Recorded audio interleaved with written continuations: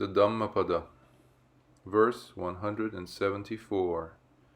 Few are the clear-sighted. Andha bhuto ayang loko, tanukke tha vipassati, sakunto jala mutto va, appo saggaya gacchati. Blind is this world. Few are those who clearly see.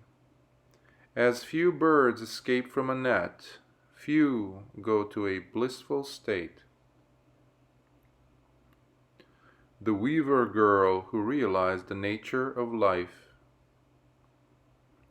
One day, the Buddha gave a discourse on the impermanence of life at Alavi. He admonished, practice meditation on death, reflect mindfully. Uncertain is my life, certain is my death. Certainly one day I have to face death. The Buddha also exhorted his listeners to be always mindful and to strive to perceive the true nature of life. He also said, as one who is armed with a stick or spear is prepared to meet an enemy and some other poisonous and dangerous animals, so also one who is ever mindful of death should face death mindfully. He will then leave this world for a good destination. Many people could not grasp the essence of the discourse, but a young girl of 16, who was a weaver, clearly understood the Buddha's discourse. After the sermon, the Buddha returned to the Jetavana monastery. One day, when the Buddha was surveying the world, he saw the young weaver in his vision and knew that the time was ripe for the girl to attain the first stage of sainthood. So he came to the village of Alavi to expound the Dhamma for the second time. When the girl heard that the Buddha had come again with a few hundred bhikkhus, she wanted to go and listen to the religious discourse. However, her father had also asked her to wind some thread spools which he needed urgently. So she promptly wound the spools and took them to her father. On the way, she stopped for a moment at the outer fringe of the audience who had come to listen to the Buddha.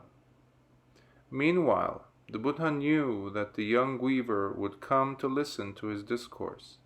He also knew that it was very important that she should listen to the Dhamma on her way to the weaving shed and not on her return. As her future existence was uncertain because her karmic energy for survival was going to be extinguished very soon. So, when the young weaver appeared on the fringe of the audience, the Buddha looked at her. When she saw him looking at her, she dropped her basket and respectfully approached the Enlightened One. Then he put 4 questions to her, and she answered all of them.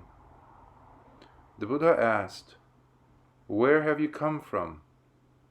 The girl responded, "I don't know." The Buddha asked, "Where are you going?" The girl responded, "I don't know."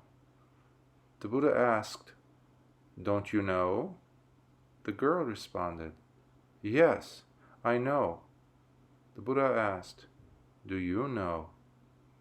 The girl responded, "I don't know, Venerable Sir." Hearing her answers, the audience thought that the weaver was being very disrespectful. Then the Buddha asked her to explain what she meant by her answers, and she said, "Venerable Sir, since you know that I have come from my house, I take it that by your first question you meant to ask me from what past existence I have come here. Hence my answer, I don't know. The second question meant, to what future existence would I be going from here? Hence my answer, I don't know. The third question meant whether I don't know that I would die one day. Hence my answer, yes, I do know. The last question meant whether I know when I would die. Hence my answer, I don't know.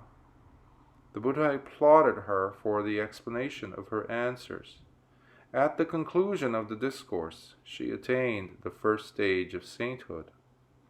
Then she continued on her way to the weaving shed. When she got there, her father was asleep on the weaver's seat.